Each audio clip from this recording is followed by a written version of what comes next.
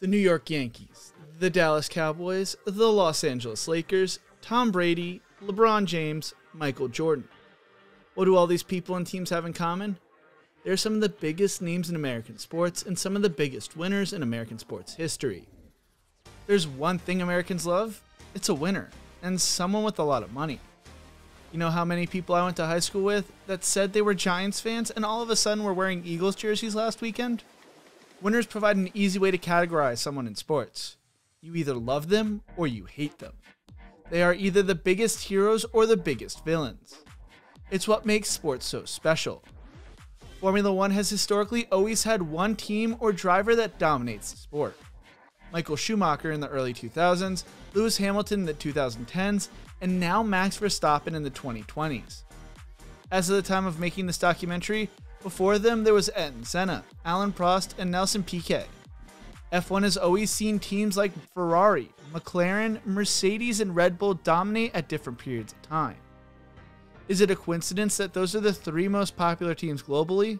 When someone wins, it gives them a story you can look back on and say, hey, that's when I knew they were going to be good.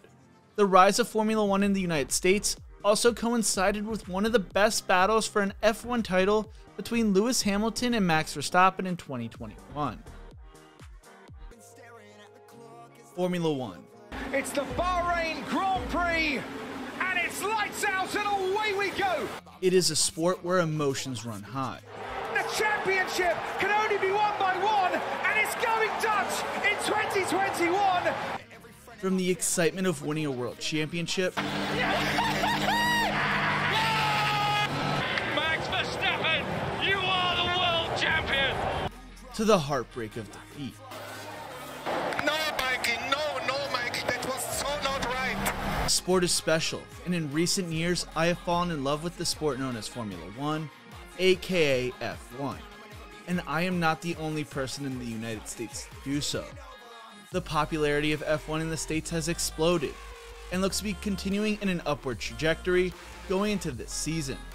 ESPN viewership numbers of the sport are up 28%, with broadcasts across ESPN, ESPN2, and ABC averaging 1.21 million viewers, although the championship fight was wrapped up with weeks left in the season. On top of that, 12 races individually set an all-time American viewership record, including the first edition of the brand new Miami Grand Prix with 2.58 million average viewers. The 18 to 49-year-old demographic is up 29%, while the 12 to 17 is up 49%, along with seeing an increase in the female demographic. This coming season we will see 3 races in the United States, and for the first time since 2015, the grid will have an American driver in Logan Sargent. The sport is growing, and it's growing fast in the United States, but it begs the question, why now? I want to answer that question, so through this 8-part series, I will be looking into why F1 is finally finding so much success in the United States, and what the future of the sport may look like. You are not going to want to miss this. So why do Americans love a winner? It's a great question. And Kareem Abdul-Jabbar's The Way Americans Regard Sports Heroes versus Intellectuals speaks volumes. He writes, on April 19, 1980, more than 50,000 Parisians marched through the streets to mourn the loss of one of their own. It was the funeral of Jean-Paul Sartre, the French existential philosopher and winner of the Nobel Prize in Literature, which he refused along with the $500,000 prize money out of concern it would compromise his independent thinking. In America, the mass public display of grief and affection is usually reserved for pop culture icons, not unapologetic intellectuals. Maybe it's the time to rethink our priorities. I can't imagine the death of an American philosopher or literary writer drawing such a crowd. But we do turn out for our fallen sports heroes. Babe Ruth had 150,000 at his funeral, and there was 100,000 at Muhammad Ali's. Both well deserved. On the other hand, how many attended the 1996 funeral of equally deserving American poet Loretta Joseph Brodsky, an immigrant who won the Nobel Peace Prize in Literature in 1987? I don't know the answer because the information isn't even available. Americans love their superstars. Tom Brady won 7 Super Bowls during his NFL career and became one of the biggest stars the game has seen in a long time. He recently announced his retirement on the beach, and someone sold that section of sand for an absurd amount of money. LeBron James recently broke the NBA scoring record, and fans, instead watching it live, they watched it through their phone screens to post a picture. American loves winners, and we have two winners in Formula One in Sir Lewis Hamilton and Max Verstappen. Sir Lewis Hamilton was born on January 7th, 1985, and grew up in the United Kingdom. When he was 5, his father bought him a radio-controlled car, and he fell in love with racing. When Hamilton was 6, he almost won the national BRCA championship against adults. Hamilton was the only black child racing at his club and often dealt with racism. Hamilton's father bought him a go-kart for Christmas when he was 6 and promised to support his racing career as long as he worked hard at school. To support his son, Hamilton's father took redundancy from his position as an IT manager and became a contractor, sometimes working up to 4 jobs at a time, including employment as a double glazing salesman, dishwasher, and putting up signs for real estate agents, all while making sure to attend every one of his son's races. Hamilton quickly started winning races and cadet class championships. In 1998, he was signed by McLaren's driver development program and quickly rose to the racing ranks and accumulating multiple awards. Hamilton would make his F1 debut in 2007 and finished on the podium in his debut race.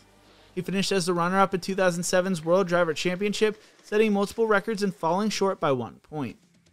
In 2008, he won his first driver's title for McLaren and continued to perform on a high level. In 2013, he signed with Mercedes and would go on to win 6 of the next 8 drivers' titles. Up until this past season, he had won a race in every season of his career. He is currently tied for the most driver championships with Michael Schumacher.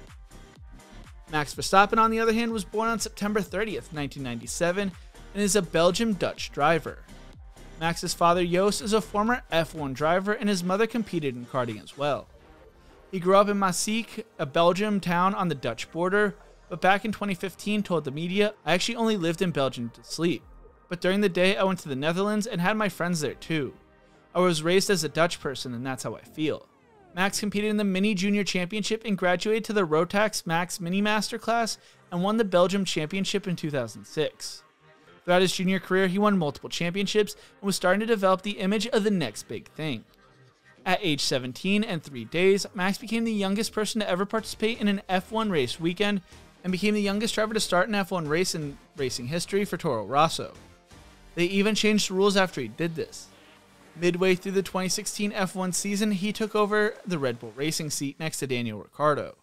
He won his first race with Red Bull, becoming the youngest driver to do so as well. In 2019 and 2020, he finished third in the Drivers' Championship before winning his first Drivers' Championship in 2021 and repeating as champ in 2022. The 2021 season could not have lined up more perfectly for F1, which almost makes it feel manufactured according to some. While F1 was seeing an explosion in popularity in the States and worldwide, fans witnessed one of the greatest F1 seasons and rivalries over a decade, if not ever. The Verstappen-Hamilton rivalry had been building up for years and was finally ready to explode. Verstappen diving past Hamilton to win the Malaysia 2017 Grand Prix, their brush in Bahrain in 2018 that gave the Red Bull driver a puncture, Verstappen off after being suckered into making a high-risk passing attempt in China the same year, their battle in 2019 at Monaco, the Hungaroring, and Interlagos. This slow burn built up to 2021 and meant the pair already had a storied history as the foundation of their rivalry. As a fan, you either loved Max and hated Sir Lewis, or loved Lewis and hated Max. As well as that, at times Verstappen and Hamilton appeared to have hate for each other in 2021, but that underlying respect remained. This battle came down to the last lap, with Ed Straw from F1.com writing, "The 2021 season was the longest in F1 history. The title battle raged across 22 races, from the start of the Bahrain Grand Prix to the last lap in Abu Dhabi. That made it a conflict of enduring intensity, leaving both the drivers and their teams drained, run and ragged, and occasionally saying and doing things they would have cause to regret. Sports creates a unique pressure, and when it's a battle between the greats, they resist the cracks better than most. But this 22-part rivalry, during which Hamilton and Verstappen finished in the top 2 positions 14 times, with the points lead changing hands 5 times, pushed the pair to the absolute limit. It wasn't just about speed, but endurance, with the competitive swings ensuring the role of quarry and prey was exchanging repeatedly. The pair battled on track repeatedly during 2021, but the collision at Copse Corner on the first lap of the British Grand Prix and at the first chicane during an Italian Grand Prix was the rivalry's boiling over point. The FIA stewards penalized Hamilton for Silverstone and Verstappen for Monza, with the two incidents making a significant contribution to the bad blood between the drivers and their teams. They clashed again in Saudi Arabia, this time with Max Verstappen penalized after his attempted to let Hamilton pass resulted in excessive braking, ensuring the pair headed to the season finale in Abu Dhabi level on points. When the season came to an end on the last lap, you were either screaming in triumph or angered at 6 a.m. in the morning Eastern Standard Time. Opinions were shared online as controversy struck, and US fans could not have eaten it up more. Americans love their winners and got to witness two of the best go at it. But you want to know what makes America love more than winners? Watching one of their own succeed. And in the next part, I will be talking about the first American driver joining the grid since 2015, and you won't want to miss it.